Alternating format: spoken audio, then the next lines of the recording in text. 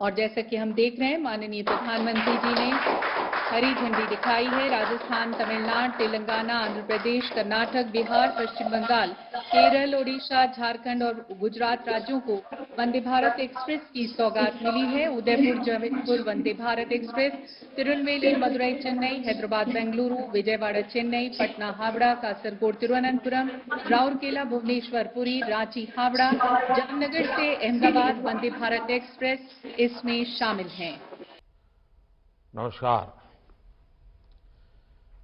इस कार्यक्रम में उपस्थित विभिन्न राज्यों के राज्यपाल श्री, अलग अलग राज्यों में मौजूद मुख्यमंत्री साथी,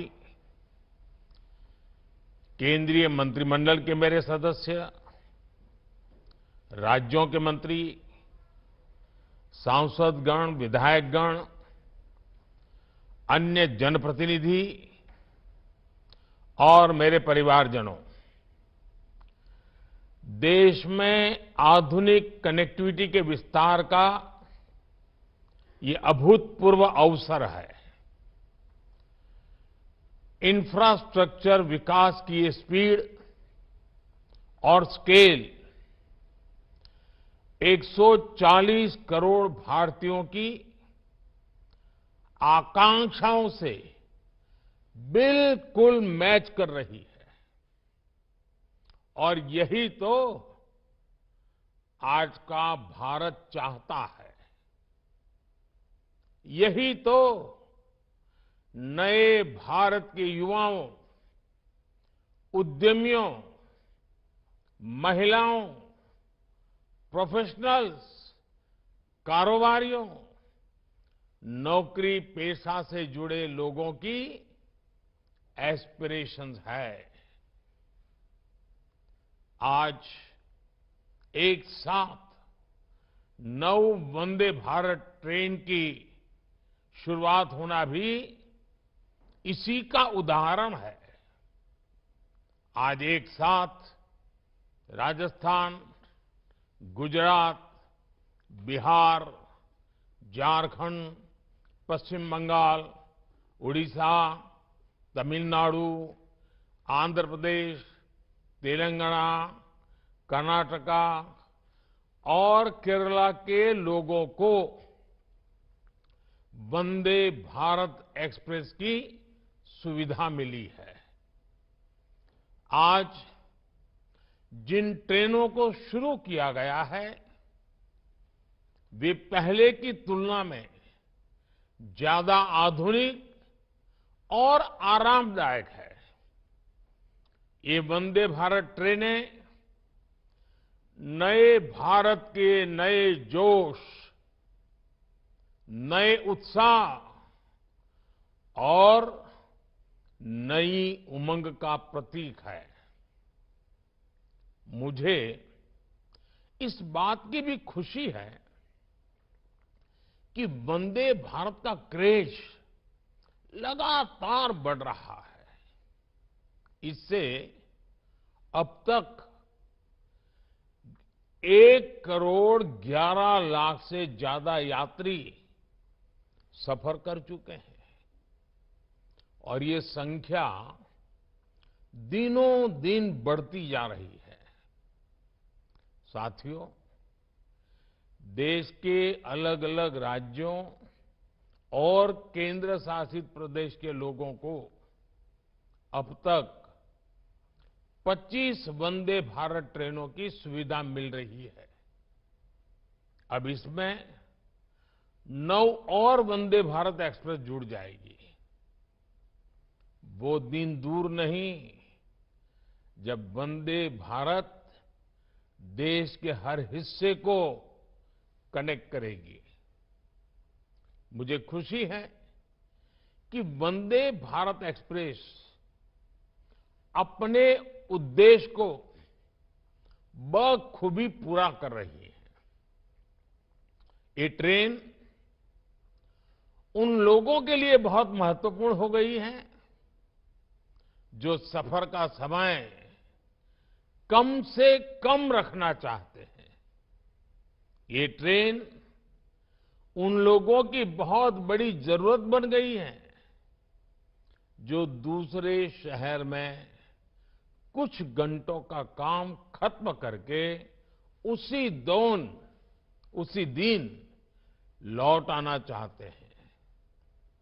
वंदे भारत ट्रेनों ने पर्यटन और आर्थिक गतिविधियों में भी तेजी ला दी है। जिन जगहों तक वंदे भारत एक्सप्रेस की सुविधा पहुंच रही है, वहां पर्यटकों की संख्या बढ़ रही है। पर्यटकों की संख्या बढ़ने का मतलब है वहां कारोबारियों, दुकानदारों की आय में भी बढ़ोतरी हो रही है। इससे वहां रोजगार के नए अवसर भी तैयार हो रहे हैं। मेरे परिवारजनों, भारत में आज जो उत्साह और आत्मविश्वास का वातावरण बना है, वैसा पिछले कई दशकों में नहीं बना था। आज हर भारतवासी अपने नए भारत की उपलब्धियों से गौरवान्वित है।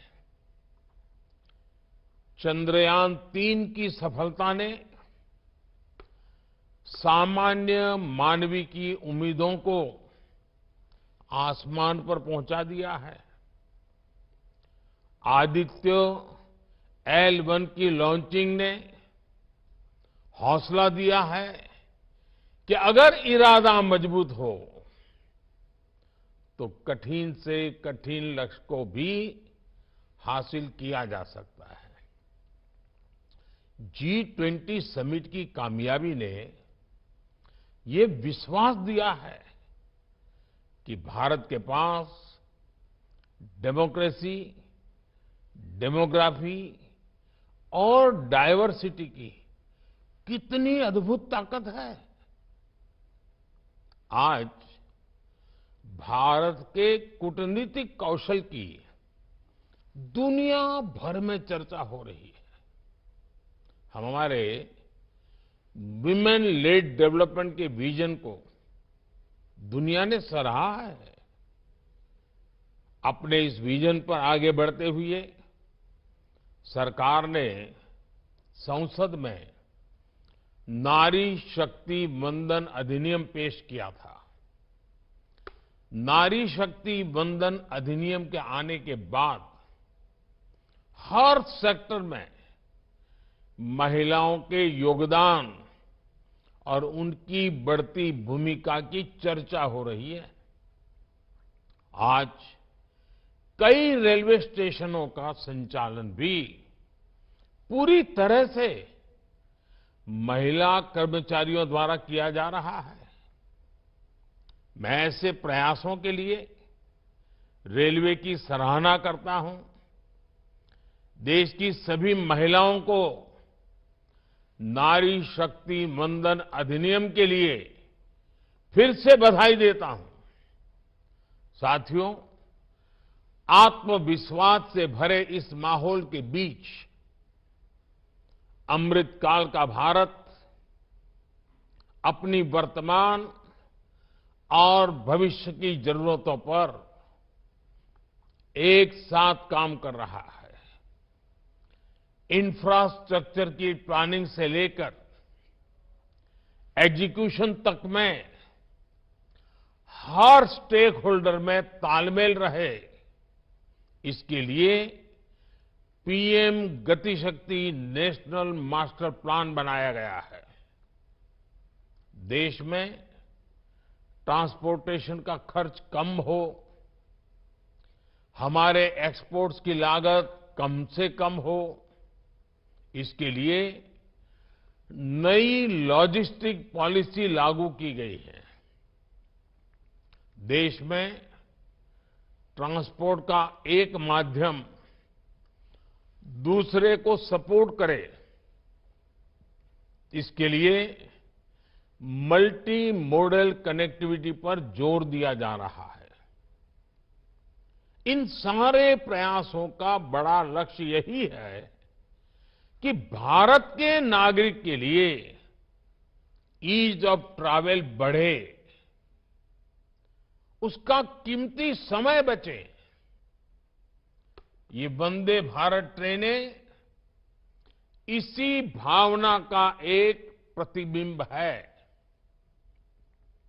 साथियों, भारतीय रेलवे देश के गरीब और मिडिल क्लास की सबसे भरोसेमंद सहयात्री है।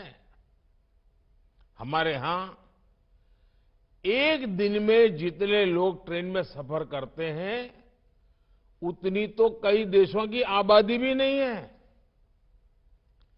ये दुर्भाग्य रहा कि पहले भारतीय रेलवे को आधुनिक बनाने पर उतना ध्यान दिया ही नहीं गया। लेकिन अब हमारी सरकार भारतीय रेलवे के कायाकल्प में जुटी है। सरकार ने रेल बजट में अभूतपूर्व बढ़ोतरी की है। 2014 में रेलवे का जितना बजट था, इस साल उससे 8 गुना ज्यादा बजट दिया गया है। रेल लाइनों का दोहरीकरण हो, बिजलीकरण हो, नई ट्रेनों को चलाना हो,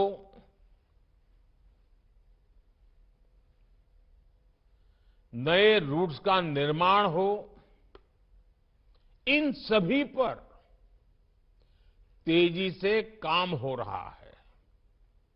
साथियों, भारतीय रेल में यात्रियों के लिए अगर ट्रेन चलता फिरता घर होती है, तो हमारे रेलवे स्टेशन भी उनके अस्थायी घर जैसे ही होते हैं। आप और हम जानते हैं कि हमारे यहां हजारों रेलवे स्टेशन ऐसे हैं जो गुलामी के काल के हैं, जिनमें आजादी के 75 साल बाद भी बहुत बदलाव नहीं आया था। विकसित होते भारत को अब अपने रेलवे स्टेशनों को भी आधुनिक बनाना ही होगा। इसी सोच के साथ पहली बार भारत में रेलवे स्टेशनों के विकास और आधुनिकीकरण का अभियान शुरू किया गया है।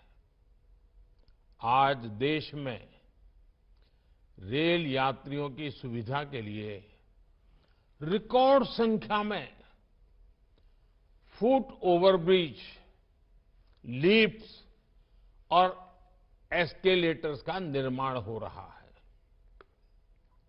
कुछ दिनों पहले ही देश के 500 से ज्यादा बड़े स्टेशनों के रीडेवलपमेंट का काम शुरू किया गया है। अमृत काल में बने ये नए स्टेशन अमृत भारत स्टेशन कहलाए जाएंगे। ये स्टेशन आने वाले दिनों में नए भारत की पहचान बनेंगे। मेरे परिवारजनों, रेलवे स्टेशन कोई भी हो, उसका एक स्थापना दिवस जरूर होता है, जन्म दिवस जरूर होता है। मुझे इस बात की खुशी है कि अब रेलवे ने रेलवे स्टेशनों का जन्मोत्सव यानी स्थापना दिवस मनाना शुरू किया है। हाल ही में तमिलनाडु के कोयम्बटूर, मुंबई के छत्रपति शिवाजी टर्मिनस, पुणे समेत कई स्टेशनों के स्थापना दिवस को सेलिब्रेट किया गया। कोयम्बटूर के रेलवे स्टेशन ने तो यात्रियों की सेवा के 150 वर्ष पूरे किए हैं। ऐसी उपलब्धियों पर वहां के लोगों को गर्व होना बहुत स्वाभाविक है। अब रेलवे स्टेशनों का जन्मदिवस मनाने की इस परंपरा का और विस्तार किया जाएगा। इससे ज्यादा से ज्यादा लोगों को जोड़ा जाएगा। मेरे परिवारजनों, अमृत काल में देश ने एक भारत श्रेष्ठ भारत इस विजन को संकल्प से सिद्धि का माध्यम बनाया है। 2047 के जब देश आजादी के 100 साल मनाएगा, 2047 विकसित भारत का लक्ष्य हासिल करने के लिए हर राज्य के लोगों का विकास भी उतना ही जरूरी है। पहले की सरकारों में जब कैबिनेट का गठन होता था, तब इस बात की सबसे ज्यादा चर्चा होती थी कि रेल मंत्रालय किसको मिलेगा। माना जाता था कि रेल मंत्री जिस राज्य से होगा, उसी राज्य में ज्यादा ट्रेनें चलेगी। और उसमें भी होता ये था कि नई ट्रेनों की घोषणाएं तो कर दी जाती थी, लेकिन पटरी पर बहुत कम ही उतरती थी। इस स्वार्थ भरी सोच ने रेलवे का ही नहीं, देश का बहुत बड़ा नुकसान किया, देश के लोगों का नुकसान किया। अब देश किसी राज्य को पीछे रखने का जोखिम नहीं ले सकता। हमें सबका साथ, सबका विकास के विजन को लेकर आगे बढ़ते रहना होगा। मेरे परिवारजनों, आज मैं रेलवे के अपने परिश्रमी कर्मचारियों से भी एक बात कहूंगा। जब कोई दूसरे शहर या दूर किसी जगह से यात्रा करके आता है, तो उससे सबसे पहले यही पूछा जाता है कि सफर कैसा रहा। वो व्यक्ति सिर्फ अपने सफर का अनुभव ही नहीं बताता, वो घर से निकलने से लेकर मंजिल तक पहुंचने की पूरी बात करता है। वो बताता है कि रेलवे स्टेशन कितने बदल गए हैं, वो बताता है कि ट्रेनों का परिचालन कितना व्यवस्थित हो गया है। उसके अनुभवों में टीटी का व्यवहार, उसके हाथ में कागज की जगह टैबलेट, सुरक्षा के इंतजाम, खाने की क्वालिटी, सब प्रकार की बातें होती हैं। इसलिए आपको, रेल के हर कर्मचारी को ईज ऑफ ट्रैवल के लिए, यात्रियों को अच्छा अनुभव देने के लिए लगातार संवेदनशील रहना होता है। और आजकल ये बातें जब सुनने को मिलती है कि इतना अच्छा हुआ, इतना अच्छा हुआ, इतना अच्छा हुआ, तो मन को एक खुशी मिलती है। और इसलिए मैं ऐसे जो प्रतिबद्ध रेल कर्मचारी हैं, उनकी भी जी जान से बधाई करता हूं। मेरे परिवारजनों, भारतीय रेलवे ने स्वच्छता को लेकर जो नए प्रतिमान गढ़े हैं, उसे भी हर देशवासी ने नोटिस किया है। पहले की अपेक्षा अब हमारे स्टेशंस, हमारी ट्रेनें कहीं ज्यादा साफ रहने लगी है। आप जानते हैं, गांधी जयंती दूर नहीं है। स्वच्छता के प्रति गांधी जी का जो आग्रह था, वो भी हम जानते हैं। स्वच्छता के लिए किया गया हर प्रयास गांधी जी को सच्ची श्रद्धांजलि है। इसी भावना के साथ अब से कुछ दिन बाद 1 अक्टूबर को सुबह 10 बजे, याद रखिए, 1 अक्टूबर को सुबह 10 बजे स्वच्छता पर एक बहुत बड़ा आयोजन होने जा रहा है। देश के कोने में हो रहा है और देशवासियों के नेतृत्व में हो रहा है।